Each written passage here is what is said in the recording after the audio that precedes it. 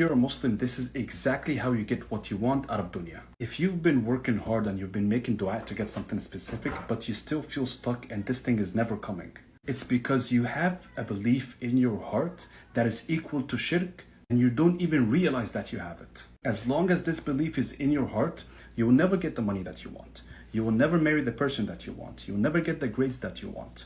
So please, I want you to take like 5 minutes aside and listen to what I'm about to say.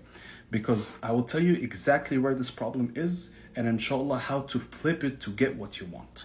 Because wallahi the Quran lays it out cut and clear, everything that you need to get what you want out of dunya. In Surah Al-Kahf, Allah describes a group of people. He says that they are working hard, they are hustling, they're busy and all of that. And they think that they're always doing good.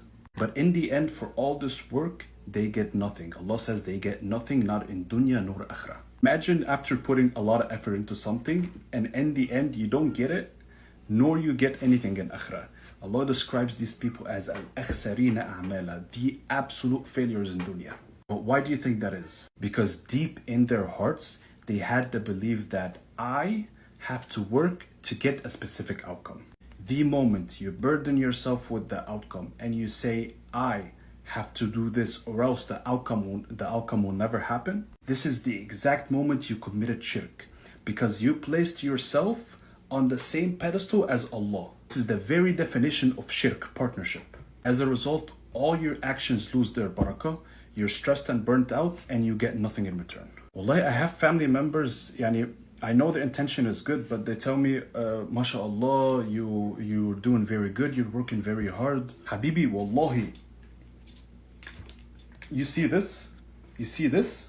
You see this? Wallah al-azim, none of it came from hustling. It came from barakah from Allah, and Allah exactly lays out step by step how do you get more barakah in your life so that for each 1% action you do, you get 10 times the results. What I'm talking about here is exactly laid out in the story of Musa alayhi salam.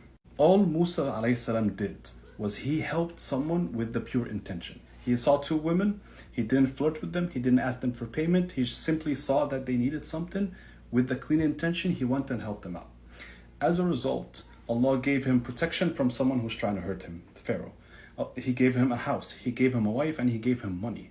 And later on, he became a prophet.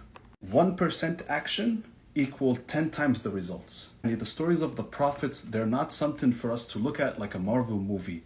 The stories of the prophets are blueprints to how to act to get what you want. The first step to getting anything that you want is your niyyah, your intention. Niyyah is the software of your action. Doesn't matter what action you do, if it's not backed up by the correct software, it means nothing. Like for example, Pharaoh, he was building houses for people. He was giving people shelter. If you look on the outside, you say, okay, this is a good action. But his intention was, I am God because I'm giving you shelter. And as a result of that, what happened to him? His whole legacy was destroyed. If your intention is khair, your intention is good, like Allah says straight up in Surah Saba, whatever good you do, Allah will follow up on it. Allah yukhlifu. So if your intention is khair, your intention is clear, the moment you set a clear intention, you're not the only one who's doing, Allah is also following up on it. So that's step one. Step two, and wallahi this is the most important because it's the most misunderstood. Second step to get exactly what you want out of dunya is what is your level of expectation or yaqeen from Allah. Because your expectations from Allah is what writes your reality. You don't receive an outcome based on what you want. You receive an outcome based on what you believe Allah is capable of giving you.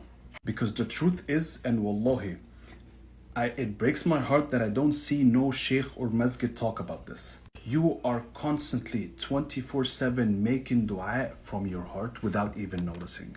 Dua is not something that you say verbally. Wallahi, there's nothing in the Quran nor hadith that says dua is something verbal. Everything in the Quran and hadith points that dua is something that is coming from your heart, the state of your heart. What is your belief towards Allah? That is what your dua is. Sahih hadith, the Prophet says that Allah does not respond to a dua from a heart that is in ghafla, that is distracted. Meaning that no matter what you say verbally, intellectually, if you keep saying, Ya Allah, give me this, Ya Allah, please let me get that, but in your heart, you believe otherwise, and you gotta really inspect what's in here at every single moment you're awake in. What is in here? Because what's in here is what you're getting. The word dua comes from the word da'wah, which literally means an invitation in Arabic. And Allah says it directly. أُجِيبُ دَعْوَةَ الدَّاعِ إِذَا دَعَا. I'm responding to anyone who's making dua for me. If in your heart you have the belief and expectation that Allah will not make this work out for me, wallahi, Allah will meet you at this level of expectation, and it will not happen. It doesn't matter what you say verbally, intellectually, it does not count. If you have full yaqeen that in your heart that Allah has wrote this for me and it will come, Allah will direct your life towards that dua. أَنَا عَنْدِ ظَنَّ عَبْدِي بِي. I am as my servant expects of me. If he expects good, I will give him good. If he expects bad, I will give him bad. Bad and good is how we label it. It doesn't matter. Allah is Ar-Rahman, Ar-Razzaq. Whatever you're making dua for every single moment in the day from your heart, Allah is giving it to you. Allah says, وَأَتَاكُمْ كُلَّ مَا سَأَلْتَمُوهُ. He's giving you everything that you asked for.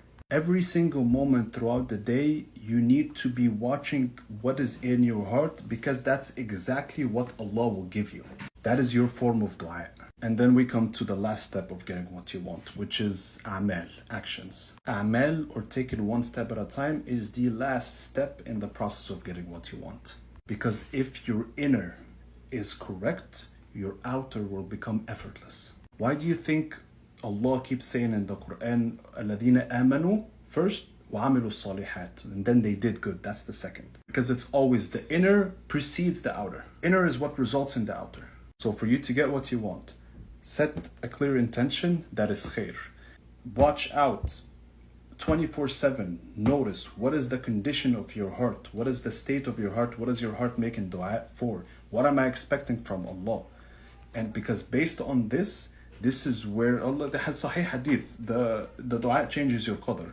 Based on what's in your heart, Allah will give you the life direction that you're asking for. Even if it's not the exact same thing that you asked for, but if your level of expectation will be met, you will get something along the way, either the same thing or even something better. Because Allah knows best.